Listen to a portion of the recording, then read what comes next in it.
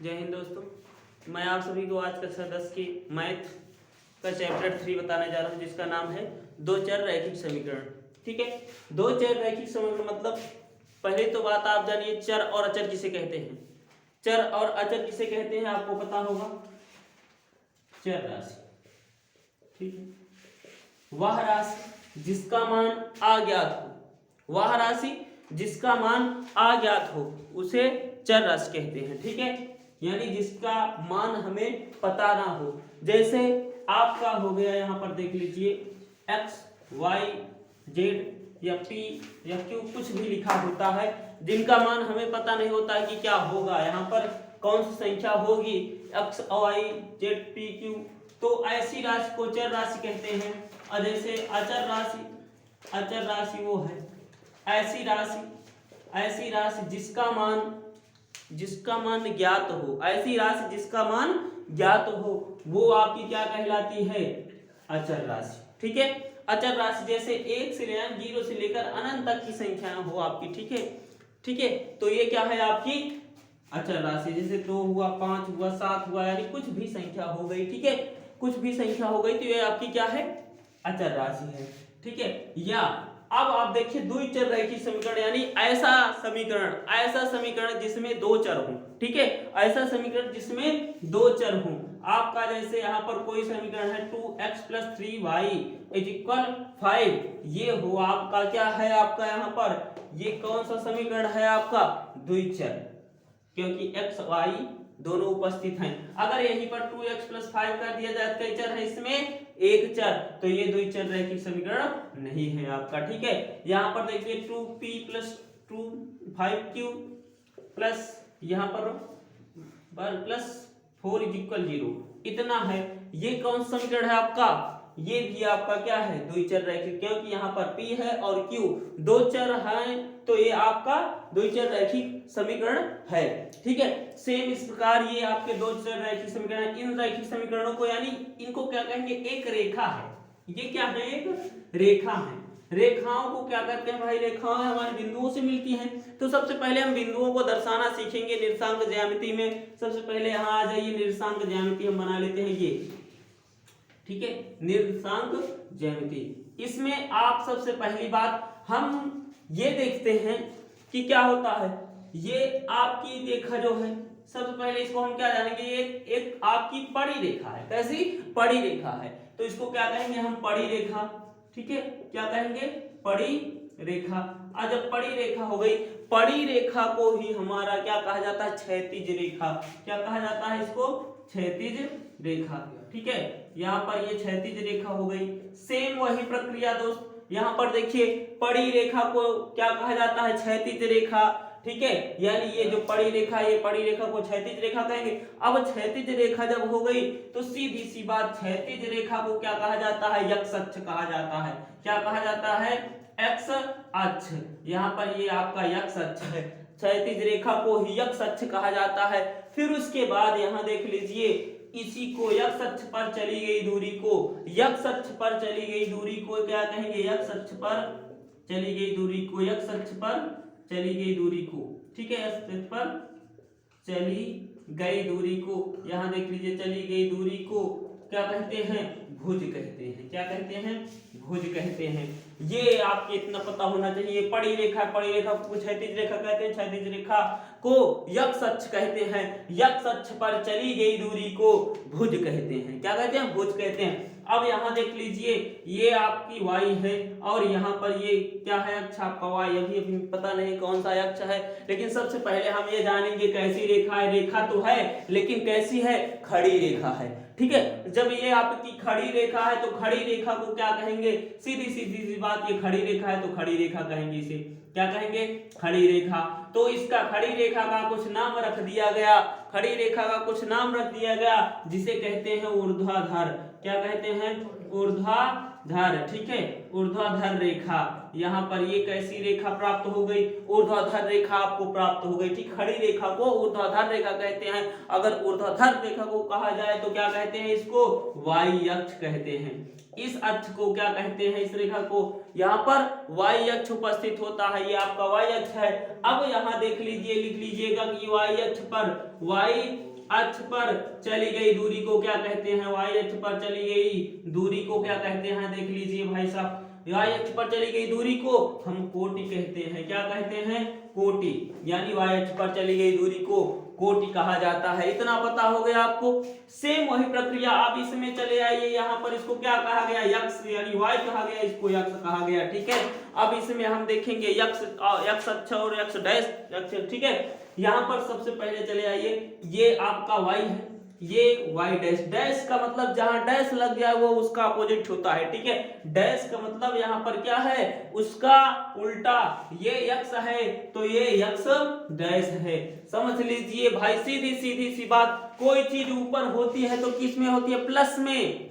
कोई चीज ऊपर होती है यानी जीरो कामा, ये मूल बिंदु कहलाएगा आपका, क्या है, ये मूल बिंदु, जहां पर कट रहे हो इनको मूल बिंदु कहा जाता है। मूल बिंदु 0,0 से दर्शाया जाता है आपका, ठीक है।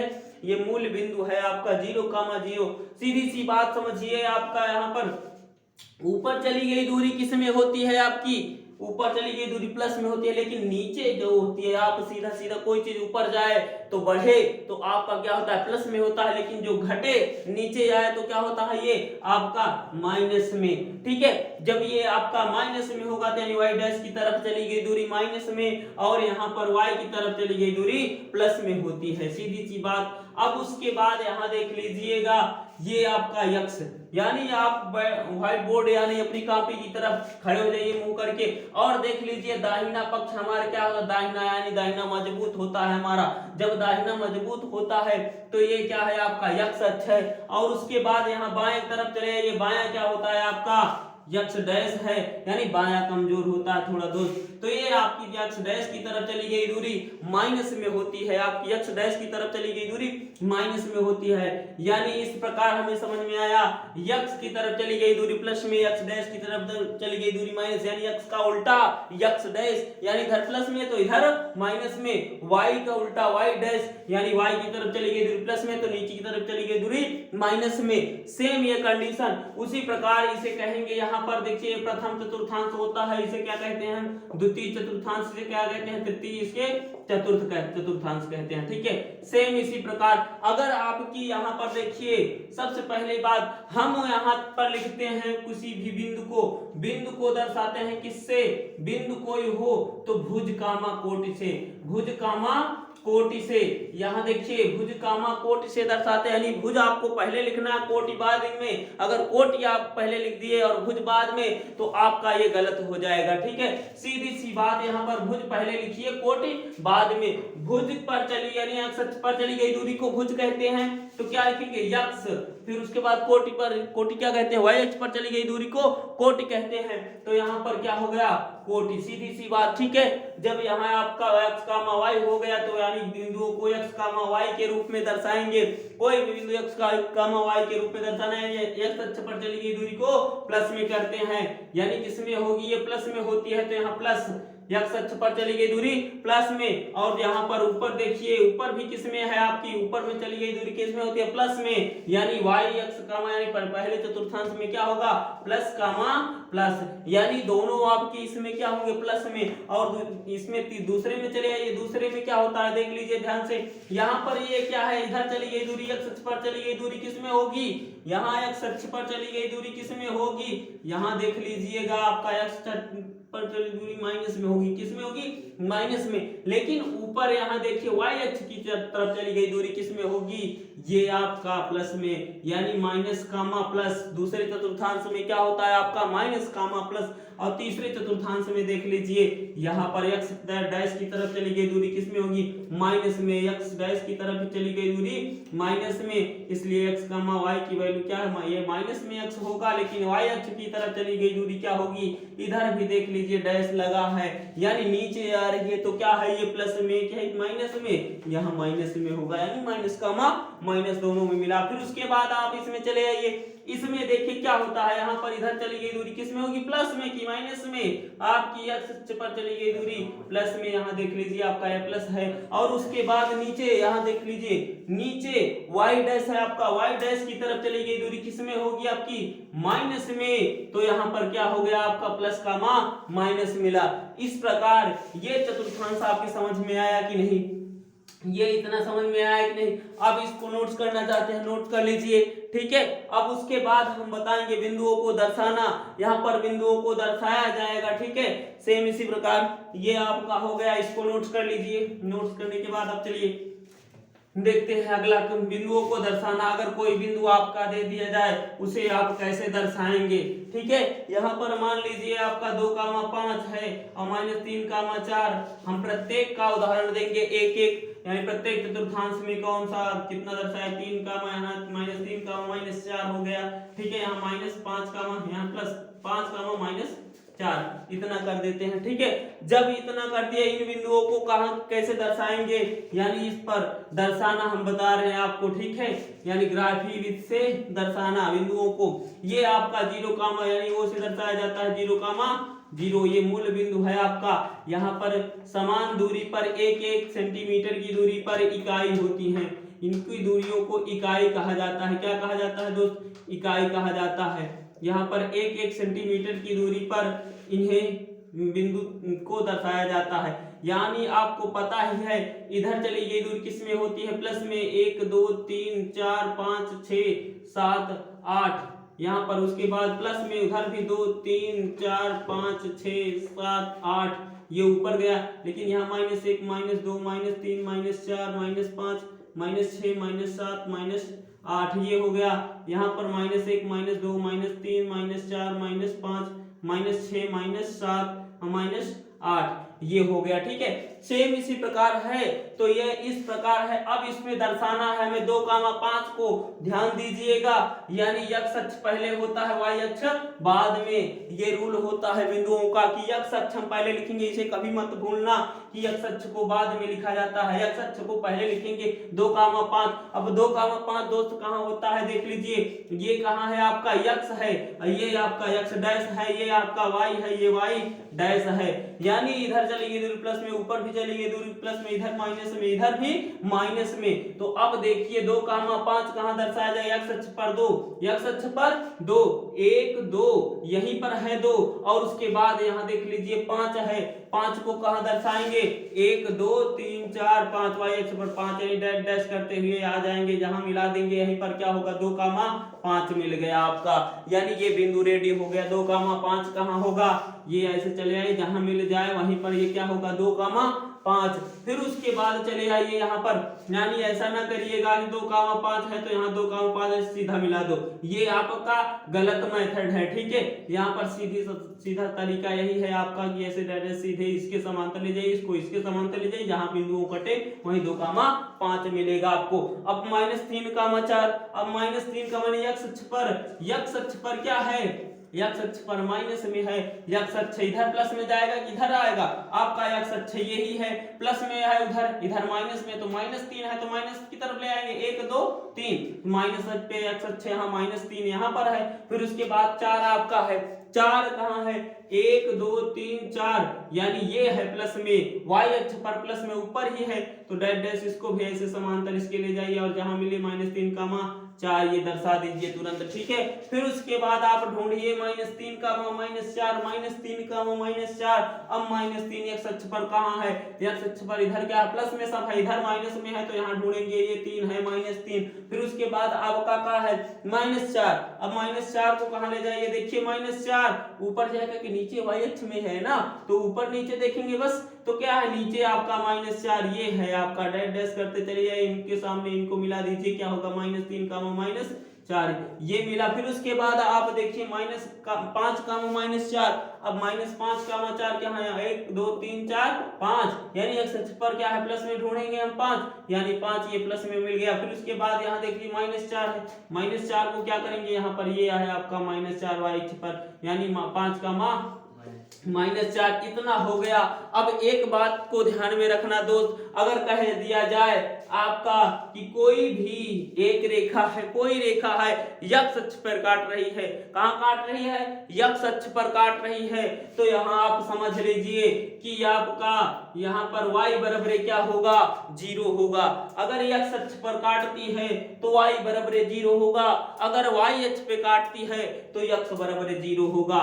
मान लीजिए यहाँ पर 0,3 है, ये 0,3 किस पर काट रही है, यानी x बराबर 0 है तो किस पर काट रही है, y पे काट रही है। समझना, किस पर काट रही है, y पे काट रही है, यानी आपकी y बराबर 3 है, यानी y पर काट रही है। यहाँ पर आप मान लीजिए 4,0 है, अगर 4,0 है तो ये किस पर काट रही है, आपकी 4,0 x बराबर 4 यानी y बराबर 0 दिया है। अगर y बराबर 0 है तो कहां काट रही है, x अक्ष पर काट रही है। दोस्त अगर यहाँ पर दोनों बराबर 0 हो, 0,0 हो तो कहां काट रही है, मूल बिंदु पे। सीधी सी बात, मूल बिंदु पे आप चले जाइएगा। ठीक है, यहाँ पर 0,3 को दर्शाना, देखिए ये तो आपका हो गया, हो नोट्स कर लीजिए। ठीक है, सेम इसी प्रकार पूरे बिंदुओं को दर्शाना होगा आपको। ठीक है, यहाँ देख लीजिए, नोट्स कर लीजिए। फिर उसके बाद आपका 0,3 को दर्शा दिया जाए। 0,3 यानी 0,3 कहाँ होगा, यहाँ पर देख लीजिए, x अक्ष पर क्या है, 0 है, और y अक्ष पे क्या है आपका 3 है। x अक्ष पर 0 है, y अक्ष पे 3, x अक्ष पे कहाँ है भाई, x अक्ष पे 0, यानी कहीं नहीं बढ़ा सकते, यहीं पर है तो यहीं पर रहेगा, x अक्ष पर यहीं पर है तो यहीं पर रहेगा। y अक्ष पर कितना है, 3 है, तो हम 3 बिंदु बढ़ा देंगे। 3 कहाँ होगा, 1 2 3, यानी y अक्ष पर यहाँ पर 0,3 यही बिंदु मिला। कहां काट रही है आपकी, 0,3 y अक्ष पर है, इधर उधर कहीं बढ़ेगा नहीं। सेम उसी प्रकार 4,0 है, यहाँ पर x, आपका y, x, y है तो x, y को क्या लिखेंगे, यहाँ पर x अक्ष पर 4, x अक्ष पर 4 प्लस में है तो यहाँ प्लस में की ओर जाइए, प्लस में है तो x अक्ष पर प्लस की ओर जाइए, 4 पे आ जाइए। फिर उसके बाद y अक्ष बराबर 0 है तो y बराबर 0 आप देखिए कहाँ जाएगा, यहाँ कहीं ही रह जाएगा, तो इन दोनों को मिलाएंगे तो यही तो होगा ना। तो ये 4 कामा क्या मिला आपको, 0। फिर उसके बाद 0,0 इसको मिलाएंगे, कहाँ जाए, 0 तो यही है, ये 0 भी यही है, तो ये आपका 0,0 यही मूल बिंदु पर मिलेगा। ठीक है, सेम इसी प्रकार इन बिंदुओं को दर्शाना होगा, यानी हमारे सारे बिंदु, सारे तरीके से जितने बिंदुओं को दर्शाया जाता है यहाँ पर कंप्लीट हो गया। अब उसके बाद आप चलिए दिखा देते हैं यहाँ पर समीकरणों को बनाना। ठीक है, समीकरणों को बनाना। ठीक है, यहाँ देख लीजिए समीकरणों को यानी हल करना। सबसे पहली बात, कोई भी समीकरण दे, ठीक है, समीकरणों को बनाना यानी रैखिक, आपका रैखिक समीकरण यानी आपके दिए हुए इबारती प्रश्न में, तो उनको हल करना कैसे करेंगे, समीकरण को बनाना। देखिए, अगर कुछ चीज दी हो और उसे ज्ञात करना, जो ज्ञात करना होता है उसी को मान लीजिएगा, सेम उसी प्रकार आपका हल होगा ये। ठीक है, जिसको मान के हल करिएगा, जैसे मान लीजिए यहाँ पर वो थोड़ी, अब चलिए रेखा कैसी होती है, यहाँ पर देखिए A1 आपकी ये कैसी रेखा है, एक दूसरे को क्या काट रही है, यहाँ पर काट रही है, तो कैसी है रेखा है, इस रेखा को प्रतिच्छेदित रेखा कहेंगे। कैसी रेखा कहेंगे, प्रतिच्छेदित रेखा कहेंगे। ठीक है दोस्त, जब प्रतिच्छेदित रेखा कहेंगे, यहाँ देखना ये आपका क्या है, एक दूसरे को प्रतिच्छेद कर रही, प्रतिच्छेदित रेखा है, लेकिन यहाँ पर एक दूसरे के क्या है, समांतर हैं। क्या है, समांतर है। तो एक दूसरे के जब समांतर है तो यहाँ पर देख लीजिए एक ऐसी रेखा है, आपस में समांतर रेखाएं हैं, और उसके बाद यहाँ आ जाइए, एक के ऊपर एक क्या है, ये समपाती है। कैसी रेखा है, समपाती है। दोस्त यहाँ पर आपका 3.1 खत्म है, ठीक है, 3.2 चल रहा है, 3 पॉइंट रिवीजन 2 चल रहा है, यहाँ देखते रहिएगा ध्यान से। अगर ये समझ में आ गया, 3.2 पूरा खल्लास, यानी एक वीडियो में ही पूरा चैप्टर खल्लास है आपका, ध्यान से देखिएगा। ठीक है, यहाँ पर ये आपका एक रेखा यानी एक के ऊपर एक गुजर जाए तो वो समपाती होती है। दोस्त यहाँ पर एक रेखा के ऊपर एक रेखा गुजर जाए तो समपाती होती है। यहाँ देख लेना, ये समपाती, ये समांतर है, ये समपाती है, ये प्रतिच्छेदित कर रही है, यानी यहाँ पर लिख देंगे हम प्रतिच्छेदित रेखा। ठीक है, प्रतिच्छेदित रेखा। ठीक है, यहाँ पर उसके बाद ये क्या है, समांतर रेखा, एक दूसरे के यहाँ पर ये क्या है, समांतर रेखा। फिर उसके बाद ये क्या है, समपाती रेखा। ऐसी रेखाओं को क्या कहते हैं, समपाती रेखा कहते हैं। अब यहाँ देख लीजिए, इनको कैसे दर्शाया जाता है, कैसे पता करेंगे कि ये समपाती है या असमपाती, यानी एक रेखा, पहली रेखा का नाम है a1x plus b1y plus c1 बराबर 0, यानी रेखाएं जितनी होती हैं इसी के रूप की होती हैं। ये समीकरण फर्स्ट है, यानी पहली रेखा है। दूसरी रेखा क्या है, a2x plus b2y plus c2 बराबर आपका 0, ये आपकी क्या है, दूसरी रेखा है। ठीक है, जब दूसरी रेखा है इनको इन्हीं से तुलना करें, प्रत्येक रेखाओं को इन्हीं से तुलना करके लिखना है, इन्हीं से तुलना करके लिखना है यहाँ पर। और नीचे लिख देते हैं, ऊपर नहीं दिखाई दे रहा है दोस्त। ठीक है, यहाँ पर क्या है, a1x plus b1y plus c1 बराबर 0, ये आपका है a2x plus b2y plus c2 बराबर आपका 0 है। ये समीकरण फर्स्ट है, ये सेकंड है, आपका समीकरण फर्स्ट है और ये सेकंड है। ठीक है, जब समीकरण फर्स्ट और सेकंड है यहाँ पर देख लीजिएगा